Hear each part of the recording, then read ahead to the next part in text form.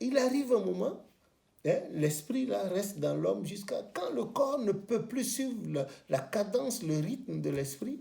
Qu'est-ce qu'il fait? Il est fatigué, il tombe en décrépitude et l'esprit se retire. Il ne peut plus habiter dans ce corps-là parce que le corps devient trop lourd, il est vieux, il est usé, voilà. Que le nom de l'Éternel soit béni. Et l'esprit continue, il retourne, va vers celui qui l'a. C'est bien dit dans Ecclésiaste, hein? Elle dit dans Ecclésiaste 12, voilà. Il dit, et quand tu prends Ecclésiaste 12 au verset 8, il dit, avant que le cordon d'argent se détache, que le vase d'or se brise, que le seau se rompt sur la source, que la roue se casse sur la citerne, avant que la poussière retourne à la terre comme elle y était, et que l'esprit retourne à Dieu qui l'a donné, vanité des vanités, dit l'Ecclésiaste, tout est vanité. Et je corrobore avec 1 Timothée 6, à partir du verset 6, il a dit, ça c'est un passage qui me plaît énormément, le passage de 1 Timothée 6 là, c'est un passage qui me plaît énormément. Timothée 6, ça passe.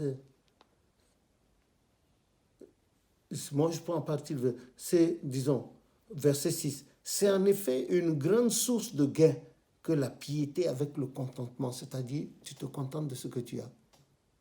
Comme disait mon frère, un de mes frères en espagnol, le jour où je lui ai dit, mais comment ta chambre est? Il dit, uno se contenta de lo que tiene. Voilà. Tu te contentes de ce que tu as, que cela te suffise. Pas de convoitise, de peur de tomber dans les péchés. Il dit, car, Saint Paul disait, au verset 7 maintenant, 1 Timothée 6, verset 7, car nous n'avons rien apporté dans le monde, il est évident que nous n'en pouvons rien emporter. Si donc nous avons la nourriture et le vêtement, cela nous suffira. C'est clair, mon ami. On aligne devant toi 12 plats différents. Tu ne peux pas les manger. Tu manges chaque plat, le contenu de chaque mets là. Non, ce n'est pas possible. Tu vas attraper la gastro. Et on t'envoie à l'hôpital. Hein? Si tu ne sais pas faire, parfois certains en meurent. Tu n'as rien apporté. Voilà la soutane. Toi aussi, tu en as plein, j'en ai plein.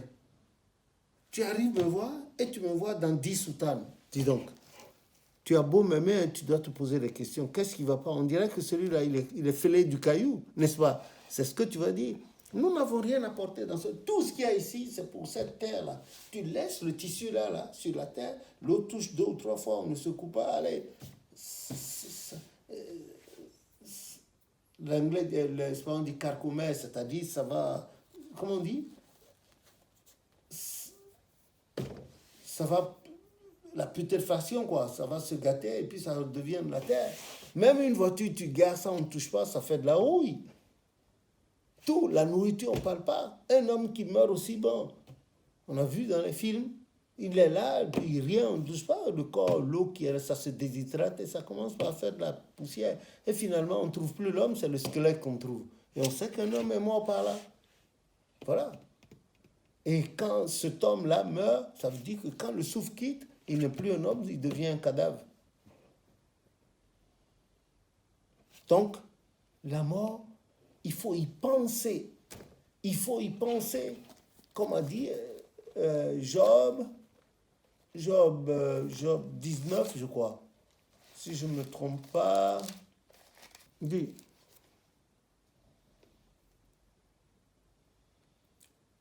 Mais je sais que mon Rédempteur est vivant et qu'il se lèvera le dernier sur la terre quand ma peau sera détruite. Il se lèvera. Quand je n'aurai plus de chair, je verrai Dieu. Je le verrai et il me sera favorable. Mes yeux le verront et non ceux d'un autre.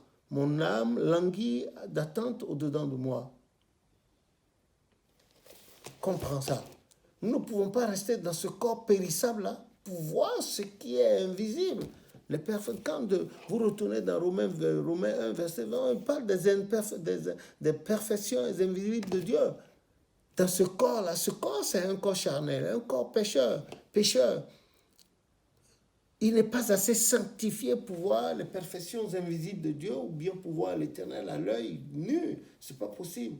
Tu le verras avec les yeux d'esprit, les yeux du cœur. C'est l'Éternel qui permet cela.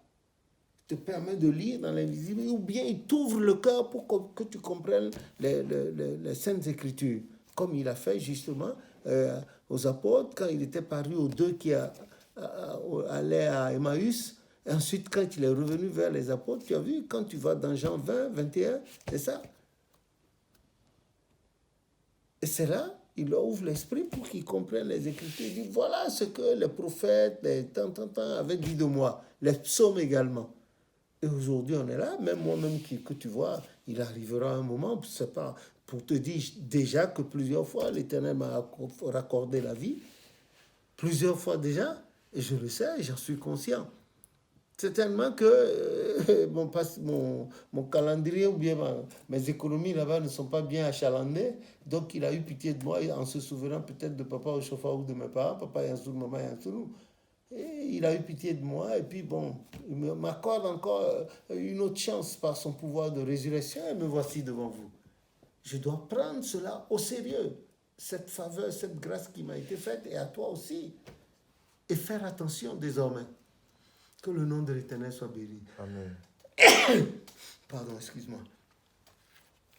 C'est ça. Du coup, la mort, c'est un sujet qu'il faut beaucoup en parler aussi avec sa famille. Ben, bien sûr, et ses enfants aussi, même aux enfants. Mais si, il faut être préparé. Il faut préparer la famille à cela. Il faut... Parce qu'il y en a, ils ne veulent pas faire peur aux enfants en leur parlant de la mort. Non, ce n'est pas une histoire de faire peur. C'est un phénomène atavique, c'est-à-dire qu'il ne peut ne pas arriver. Et les enfants et les parents, ils mourront. Du coup, plutôt on est averti, et mieux on est préparé, c'est ça? Oui, bien sûr. Okay. Alors, qu'est-ce que tu dis? Par exemple, il y a la guerre, et il y a un obus qui tombe quelque part. Le grand-père, la grand-mère, le père, la mère, tout le monde meurt, il reste un bébé d'1 an. Au milieu des corps déchiquetés, il est là.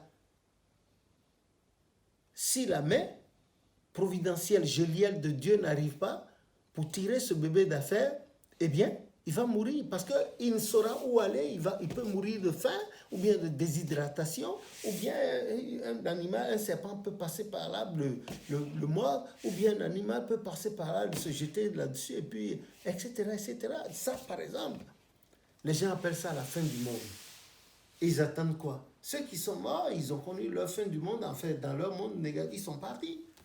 Et ça, cela finira par arriver également à nous. Il faut nous apprêter, mais nous ne nous apprêtons pas charnellement, mais spirituellement, nous nous dégageons, nous nous débarrassons de tout ce qui peut nous faire le contrepoids devant l'Éternel. Non, nous vivons selon les recommandations du Seigneur et quand un jour ce corps est fatigué, se retire, l'esprit se retire avec la bonne charge qui ira témoigner de nous là-bas.